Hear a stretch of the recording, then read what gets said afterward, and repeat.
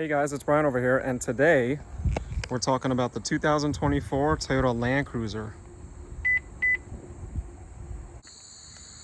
The Toyota Land Cruiser, one of Toyota's most iconic flagship vehicles that represents true off-road capability and straight up rugged durability. This is the picture of Toyota's name and heritage right before your eyes.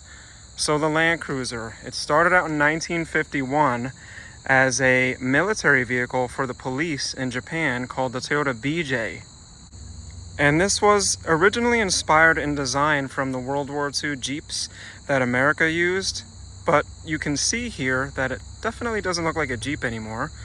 Let's start with the outside, work our way inside, and then take this thing for a drive.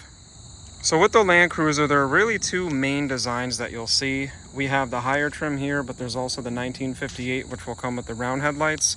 Of course, this one has my favorite headlights, the rectangles. And you can see we have these tri-LEDs here running through a rectangular projector and a really nice frosted light up bar on the top.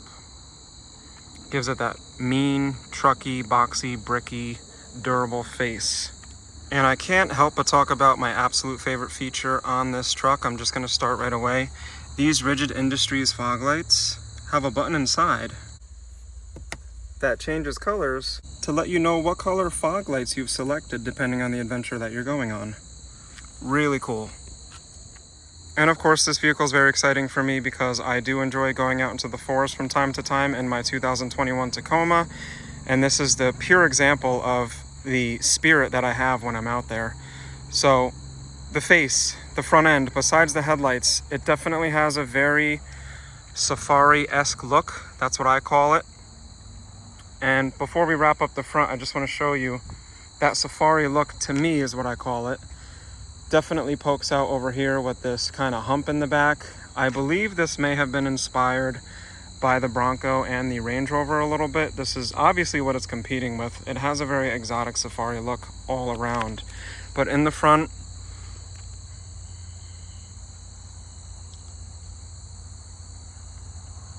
the Heritage grille, nice crisscross, simple squared grille on the top and bottom. Of course, we have that painted. This is not a real skid plate, this is just for looks. That mean silver painted front end there, the bottom lip. And some real airflow in the corner,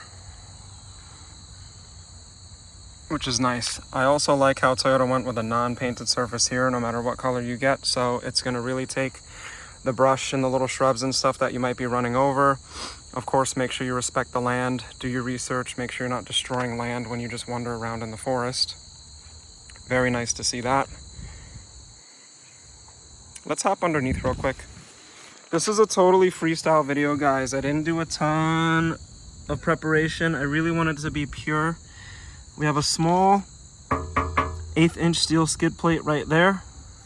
Then of course some more airflow underneath where that lip comes down and bolts up. And a little bit of an air dam, nothing crazy, definitely not like the Tacoma. For the body lines, very Jeepy, very trucky like it's always been. Like I mentioned, I can tell what vehicles this is competing with. It definitely has that nose heavy look now with that tucked up, sporty, trimmed rear end. The body lines are really cool. I can't wait to get inside and talk about the way this thing feels. It definitely makes you feel high class when you're sitting in it, even though it's an adventure truck. Of course, this is body on frame. These are the 20-inch wheels that you get. It's a non-glossed dark gray finish here. Has a little bit of a sparkle to it, so there's a metallic finish there. Really nice. This is just the paint from the factory, similar to the 4Runners. Double wishbone suspension in the front and multi-link rear suspension in the back.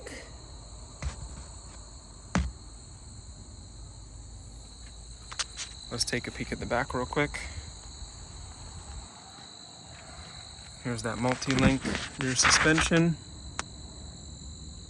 So this thing handles really nice.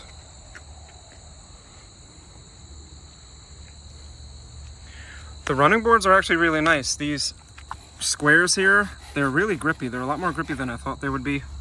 Let's take a peek underneath. There it is. That's what a brand new Toyota frame looks like. Beautiful out of the factory.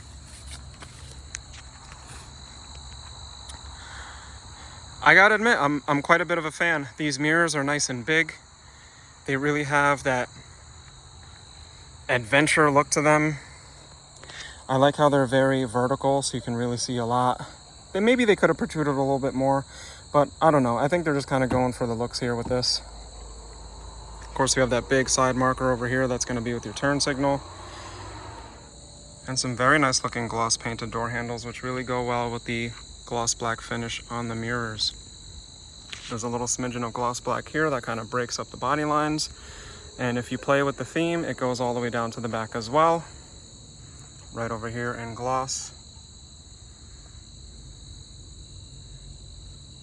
For the body lines, the belt of the vehicle is in a great spot. What it does is it really gives the vehicle some hips in the back, but when you go to the front where the nose is, it has a lot of scalloping here, which spreads things apart, gives it a wide look over here, and it really accentuates that beefiness to the hood.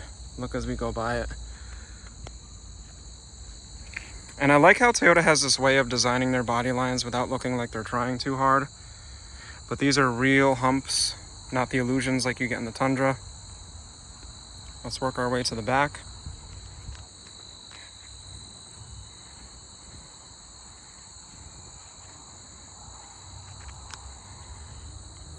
Very nice, especially at nighttime. These boxes in red are going to look really deep red. And some gloss black lettering here for the badges, which most of the black Toyota badges are actually a flat black. This is totally gloss. And this stepping area here on the back of the bumper matches those running boards. Really nice. This is just a cover for the tow package, which this vehicle will tow 6,000 pounds.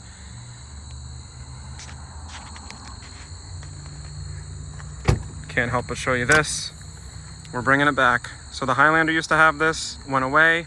We have it, so you can just grab things without having to worry about them rolling out. This is a giant bucket. It's awesome. But I think that's enough of the outside. Let's pop open the hatch and then work our way inside and talk about the space in this Land Cruiser. Once the electronic hatchback opens, which opens pretty quickly, we're greeted with 48 cubic feet of space. And with the back row folded down, which is definitely fun to do. I am told it increases the cargo space to just about 80 cubic feet. I could be wrong, so anybody who's 100% sure, please let me know. We still haven't received the PDF brochures for this vehicle. For storage underneath here, there's a little bit of a hump. When you lift open this weather mat, there's a little bit of storage under here. The rest is for the hybrid battery. It does have an inverter in the back, which is nice for accessories. Little nubby here so you can put your cargo net. This one happens to have the emergency assistance kit and of course the classic Toyota first aid kit. Cup holders in the back, charging in the back. Tons of space vertically and horizontally in the Land Cruiser. Here's just a quick peek of what it looks like from the area where the door is. You can fit a lot of stuff.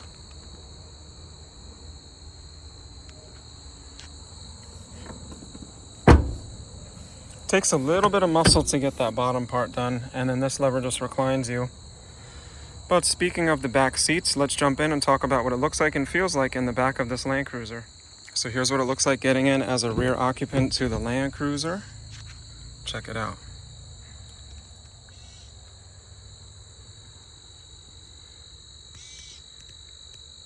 So this vehicle's ground clearance is definitely apparent right away. These running boards are almost as high as my knees. The Land Cruiser has just shy of 9 inches of ground clearance from the factory, which is nice. I'm sure some people are going to look into lifts. Now this seat is set up a little further back than it normally would be, and I'm 5'10", but I'm pretty sure just by looking at it, I'm going to still have plenty of space. Love to see this nice JBL tweeter here right on the door. Let me know what you think about JBL, guys.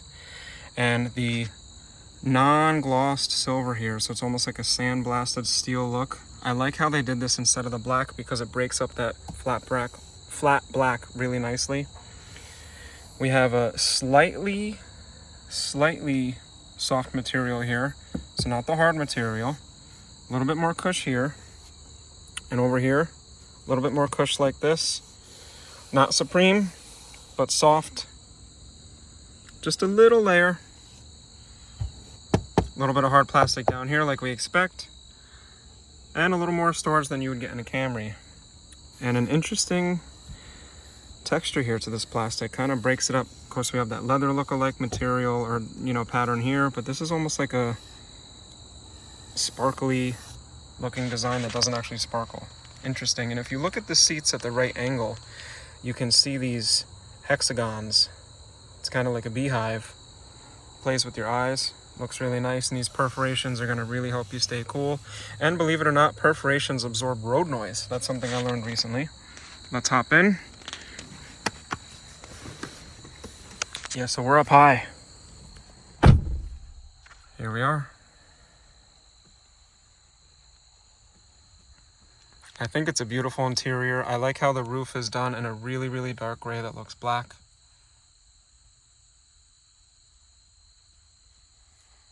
And the armrest, I like how it hovers instead of goes all the way down. Here's my temperature control for the HVAC system with my air direction. Plenty of charging. For $70,000, we would expect all of this, and it's not a surprise. We need this stuff. And ventilation over here. I like how it comes down like this instead of up here like in the Highlander, because this can actually come down onto my chest. And this little hump over here gives me just that little feeling of security. It's an interesting feeling that you get instead of being super exposed if it was down low. And that higher line just tucks away in the back. The driver's headrest is not in my face. And for space, I'd say I probably have about 8 to 9 inches here. If I spread my legs a little more, I'm very comfortable. Of course, I'm reclined a little bit, and I can actually recline even more, and my shoulders back this far. So I could see myself taking a nap in the back of one of these. Instead of doing the channels with cells, we got channels only for the rear floor mats. Very interesting. Toyota typically does these divider lines that create these little cells that trap the water, but now we have channels only. So very interesting. I wonder why Toyota decided to do that. Let's test out the seatbelt real quick. Let's see if we can one-hand it. No problem. This does go down a little bit, but it doesn't get lost like it does on some of the competition, so that's nice to see. I would have liked it to maybe be a little more stationary, but I'm nitpicking here. And then this one folds up and down like that and goes away. I like how everything, well, it kind of makes sense, because up like this, no good, but it pushes down. This tucks away.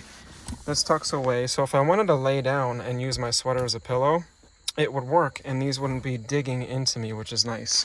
And there's actually a cover here for the locks, the little hooks for the car seats. So the comfortability is definitely worked in here to the design. And these seats, they're nice. They're just, for me, I mean, everybody's different. They got the right amount of plush. I mean, these are pretty plush. These are pretty soft. I mean, this is nice. This feels really good. Speaking of feeling good, let's hop into the Copilot seat and see how we feel in the main attraction of the Land Cruiser. Here we go, getting into the Copilot seat of the 2024 Toyota Land Cruiser.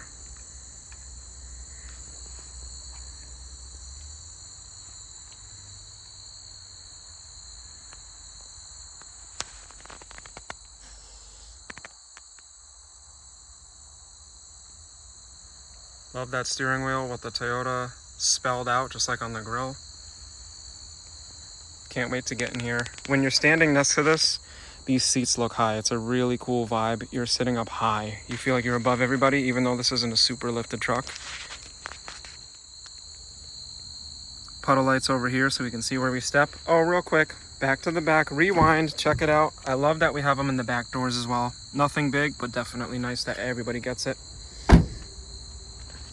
Another thing I really like, kind of gimmicky but cool, the light up Toyota door sill protector. Really neat at nighttime. That's gorgeous. You can even see it's just the perfect original Toyota font. I love that. And this brushed steel, brushed in one direction, gives it that nice rugged look. And we have some of that plastic from the running board kind of revealing itself back here. Rugged, classy, high class, luxury, rugged.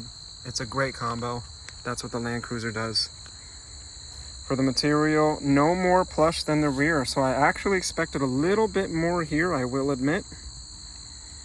But they're okay. Still a soft plastic, not hard. When we get here, it starts to harden up, and we have a slit. It's not going to fit a ton, but you'll definitely be able to fit phones, maybe a smaller sized iPad. And the running board is just everywhere. You don't have to aim. It's not like Predator steps. You can just step anywhere you want and you're good to go. And the handles are placed in the right spot and they're the right size for everybody. It works great. Now I'm actually going to put the seat back a little bit. There we go. That's actually pretty much as far as it goes. So I just need to recline it a little bit. Let's close up the door. Yeah, I definitely feel like I'm in an overlanding vehicle here. Very boxy. And I'm not trapped by the dashboard. Everything is very square. Like I mentioned in a lot of reviews, the touch LED lights are nice. You can just swish, swish, or tap. And that the piano black plastic that we have here and here. Not over here, which is nice, but I like a little bit of the shiny. This is interesting, the design they chose for this. It's almost like a rope design in like a bronze color. Really neat. And I'll admit, I like the way that piano black on the vent bezel plays with the light. These are very easy to lock shut. And we got the JBL tweeters up in the front. Big all mirrors. It's nice. Armrest is in a really good spot. I will admit, this is made to be comfortable, and you can tell. Lumbar support for the passenger would have been nice, especially at the $70,000 price point. But this seat is super, super comfortable, and it's very rare for me to give that type of compliment because it's very subjective. But these seats, to me, are really, really comfortable. And here are those locking floor mats for the passenger, which I like, so they don't slide around when your heavy-footed passengers are doing this and this, because they're all excited about your trips. That steel door sill's poking out, just giving it that really rugged, badass look.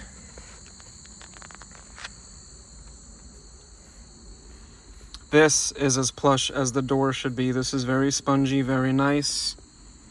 We have Land Cruiser engraved over here in a lightly bronzed silver. Sandblasted appearance. Cooler box, love it. So we have a fridge. This is very soft as well. Soft touch. So everything is soft touch besides the bottom of the doors pretty much. And of course the blasted steel look over here. But yes, Toyota, when you do your refresh, take your guys and girls and push on this and then bring that over here and give it to us over here and it gets the 100. But that's enough in the passenger seat. Let's hop over to the driver's seat, start it up, talk about some of the controls and options, and then take this thing for a drive. And real quick, everybody, if you like the video so far, please give it a like on the bottom left. And if you really want to help me out and help other people out, please hit that subscribe button. It makes much larger of a difference than you think it does. If you subscribe to my channel, even if you're never going to watch another video again, it lets other people find my videos out there that may benefit from this content. And it really lets YouTube know that this is valuable stuff that other people should see. So that's the best compliment I could get. With that said, let's continue the video and get into that driver's seat. The moment everybody's been waiting for, especially me, getting into the driver's seat of a 2024 Toyota Land Cruiser.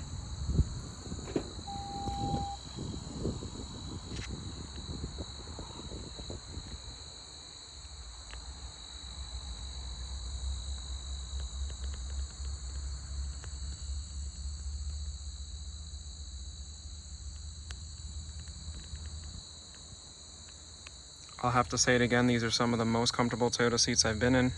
They did really well. Onto the door real quick, just like the passenger side, could use a little bit more, not a big deal. Those new iterations of the TNGA buttons on all of our TNGA frames, because this is a TNGA F platform. What does that mean to you? It just has a better center of gravity, better driving, and more safety. Of course, you have the seat memory for 2 drivers. That's the spot we see it in all Toyotas. Same story here with the light up door sill. And there's the lumbar support.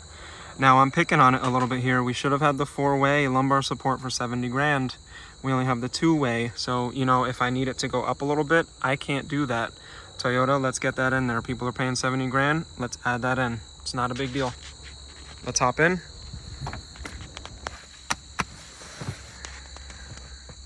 Close the door. Yeah, I feel up high. Feels nice. Being low to the ground is cool too, but being high up the ground is really nice and comfy. Let's give it a quick start.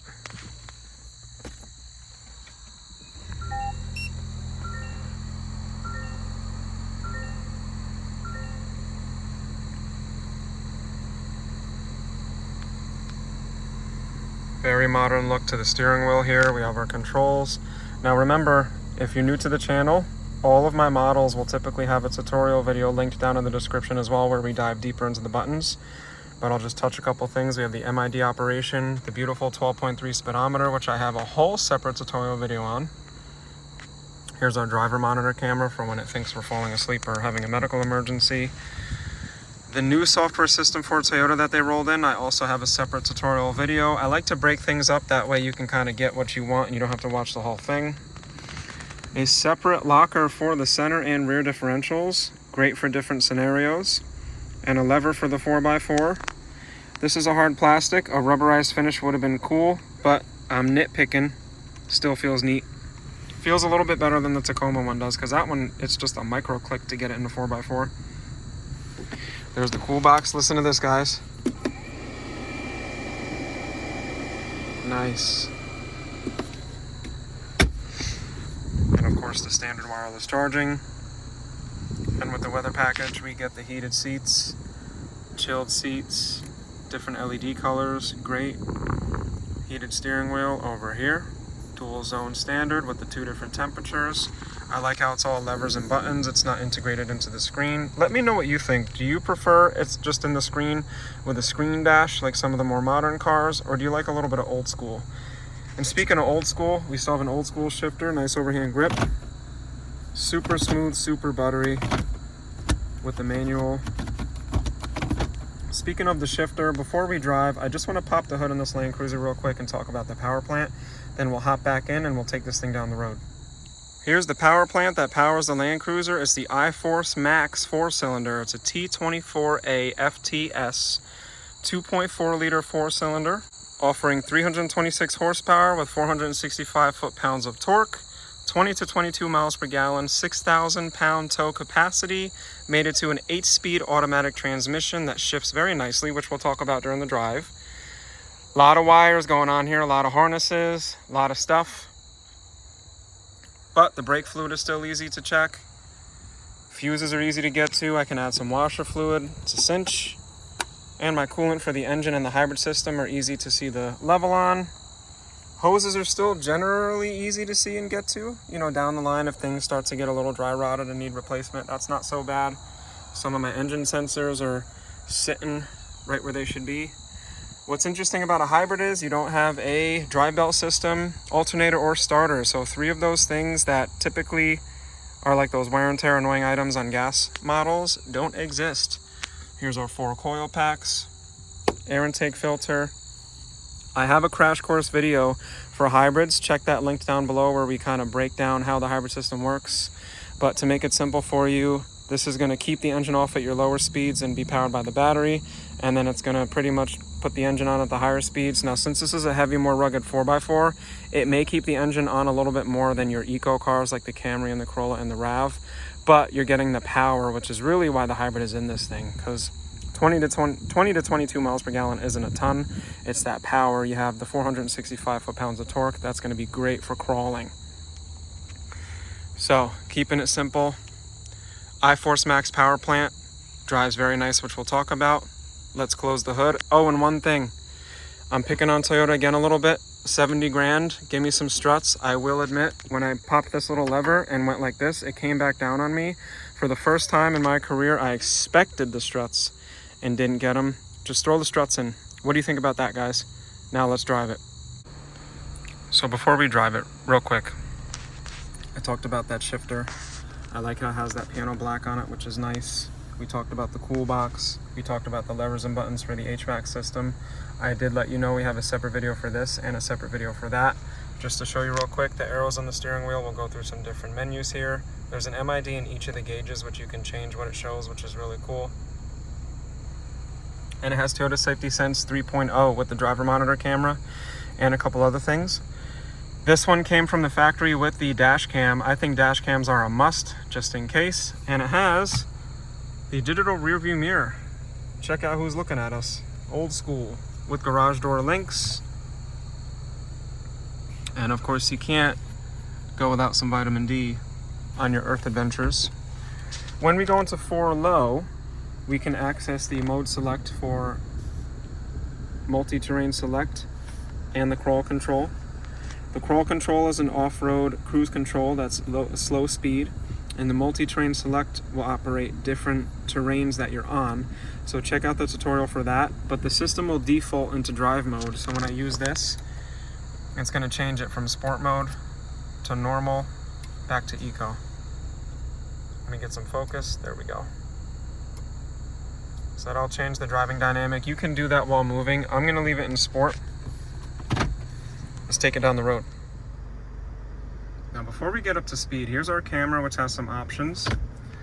But that 8-speed transmission at lower speeds, it has instant torque. You can see the body kind of lift up when I give it some torque, a little bit of throttle input. It really starts getting going.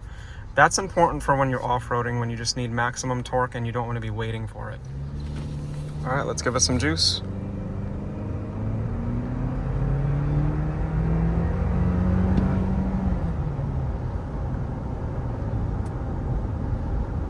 All right, so got up to speed, good. Remember, it is a heavy body on frame. The visibility is nice. I like how there's a big gap where the mirrors are. I'm sitting up high. One thing I forgot to point out, the seats could go back a little bit more. It doesn't let me bring the seat back as far as I'd like it to, and at 5'10", I don't know. If anybody who's over 6 foot sits in this thing, let us know what you think. Feels pretty planted for what it is. It's definitely gripping the road. I can feel the weight, but it feels sturdy. The center of gravity does feel relatively low, lower than a 4Runner, which is nice. Let's take it on a sharp turn. The turning radius is amazing on this thing. It can turn on a dime.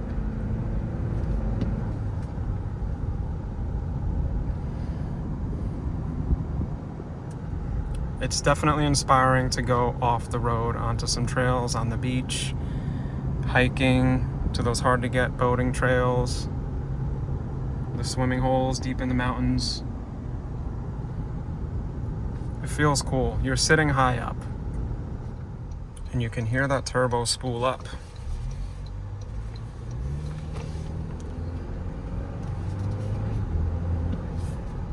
Let's take it through the turn, see how it feels. A lot better than I thought it would. You could really drive this thing like a car. Of course, it'd eat through your tires and brakes, but the brakes are going to be a little bit better than a gas model car anyway because you have the regen brakes. All right, let's get back to the store and wrap up the video. So there you have it, everybody. We took a look at the exterior, interior, cargo space, the drivetrain, and then drove the 2024 Toyota Land Cruiser. I think this is a great vehicle for those that can, 1, swing the price, and 2, really want to get a vehicle that's super capable for the adventures.